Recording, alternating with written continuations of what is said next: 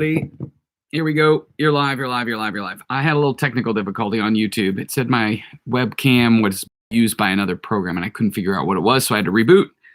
And whenever you reboot, there are times like when you really need to reboot where your computer decides to go really slow. So, Coils, thanks for joining us, Randy. It's great to have you.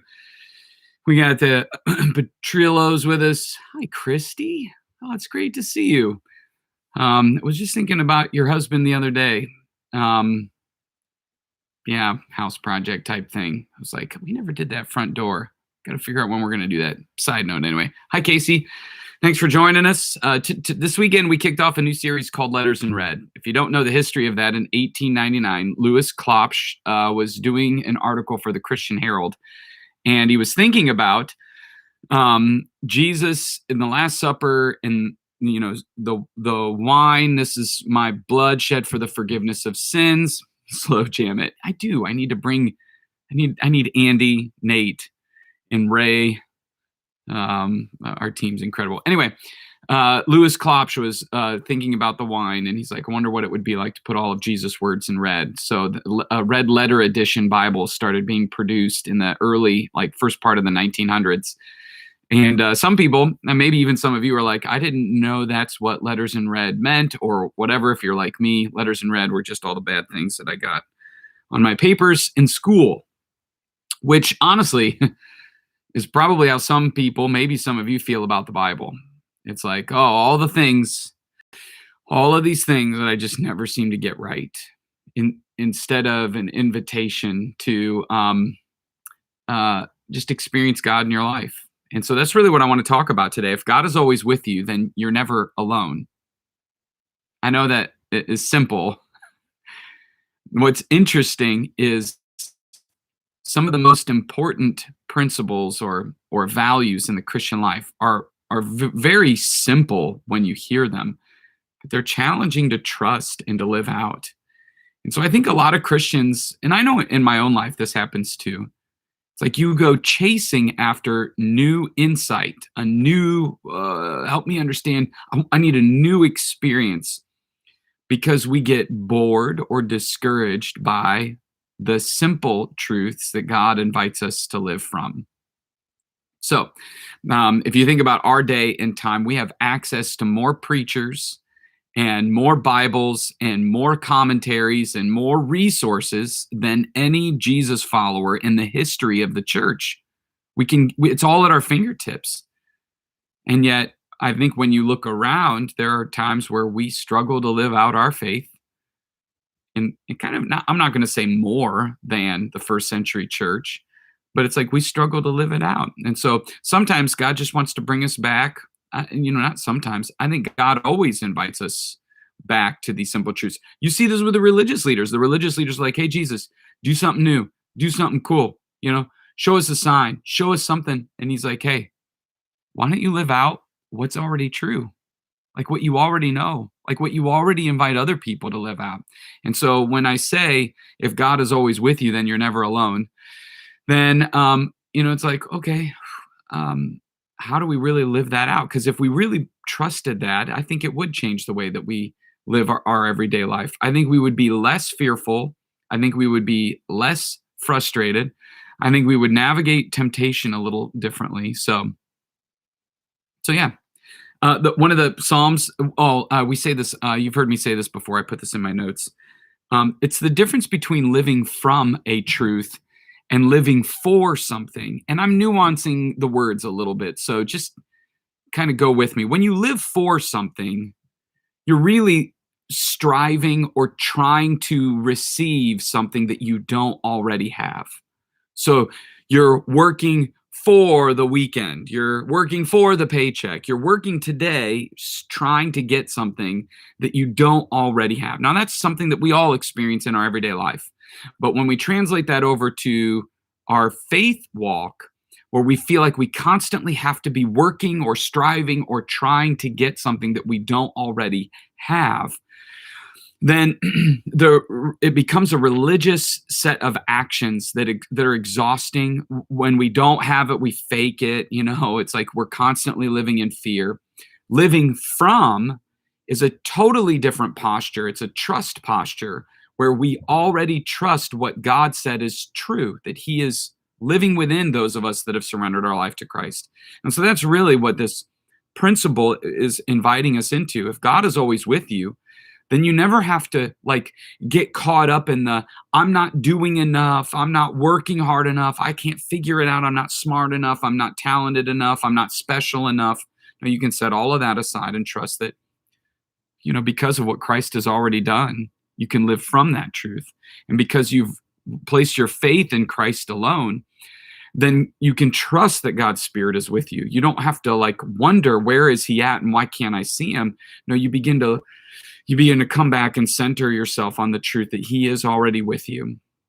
And so be available for wherever it is that he's leading you. Like, you don't need to be somewhere else. Maybe you are right where God needs you to be. Psalm 139, I think, is the passage that I would have you, just spend a little time reflecting on this week as you read the Living It Out. Ashley did a great job talking about, some of the journey that she's been on personally, and talking about the Trinity like we did this past weekend.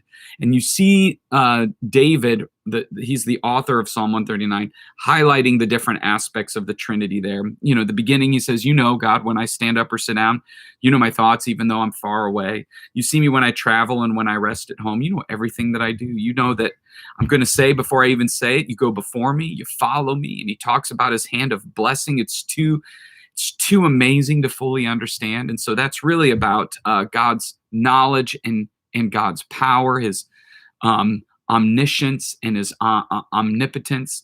And then Psalm 139, 7-10, I can never escape from your spirit, talking about God's Spirit. I can never get away from your presence. If I go up to heaven, if I go down to the grave, you're there. If I ride on the wings of morning, if I dwell by the farthest oceans, your hand will guide me, your strength will support me. He goes on to talk about how darkness itself can't stop the power of God. So then again, omnipresence, his omnipotence. And then it gets really personal. Saw in the middle of it, he's like, you knit me together in my mother's womb. You know every detail about me. And then it gets like encouraging. Psalm 139, 17, how precious are your thoughts about me, oh God. Like, your thoughts about us can't be numbered. I can't count them. They outnumber the grains of sand. And when I wake up, you're still with me. And so not only is God powerful and present and all-knowing, he's very personal. So at the end of it, he says, okay, so search me, God. You know my heart. Test me and know my anxious thoughts. Point out anything in me that offends you and lead me along the path of everlasting life. It's this intimate, powerful prayer that I think is relevant for us. David essentially is saying, God, I know that you're with me, and that means I'm not alone, even if I feel alone, even if I feel like there are other forces coming in against me. So search me, God, and if there's anything in my heart that needs to go, I'm available. Take it open-handedly. God, I'm yours. And so I think that's the kind of life that Jesus invites us to live, with the Spirit. And I hope that's how you start your week. I hope that is how you start this week. I want to use Ashley's prayer, and then I want to encourage you to maybe take a minute and put on that song Available by Elevation Worship. You can YouTube Available and Elevation and watch the video and just make that your prayer. You can rewatch the experience this past weekend at 9:00 every odd hour throughout the day. So let's just make that our prayer together. So, oh man, we've got Alina from Abu Dhabi. That's pretty amazing. A little distraction there. But today, let's trust God's Spirit, that he is with you, that as you go to work and as you go to school and as you go about your day, you're not alone. Pray this with me. Dear God, you are so complex. It is so hard for me to fully understand you in all of your fullness. As I try to understand, help me to open my heart to your Holy Spirit so that I will have your guidance throughout my day. Sometimes the world can make me feel alone, especially in difficult times. but I trust you are always with me. Thank you for never abandoning me. Help me to remember that I am never alone. Make me available for you. Now, if you need to, pray that a dozen times today. Take that deep breath.